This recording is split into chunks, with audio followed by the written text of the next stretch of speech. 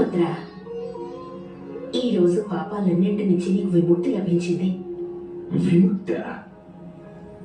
ఏ విధంగా మాత? ఈ మహాయుద్ధ సంకటాన్ని నిరోధించి ఉండవచ్చు, కానీ పాండవులకు న్యాయం జరగాలన్న పక్షపాతంతో నేను సమస్త ఆర్యావర్తాన్ని ఒక మహా సంకటంలో పడవేశాను. ఈ యుద్ధాన్ని ఏ విధంగా నిరోధించగలిగేవాడివి పుత్ర దేవవ్రత?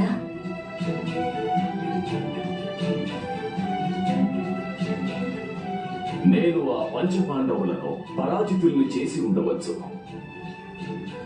వారందరినీ వధించి ఉండవచ్చు మాత. ఆ విధంగా నేను మహాపాపమే చేసి ఉండేవాడిని. ఇన్ని సంవత్సరాలుగా నేను దుర్యోధనుడు సింహాసనం ఎక్కకుండా చేసిన ప్రయత్నాలన్నీ విఫలమై ఉండేవి. కానీ ఈ యుద్ధం జరిగేది కాదు కదా మాత.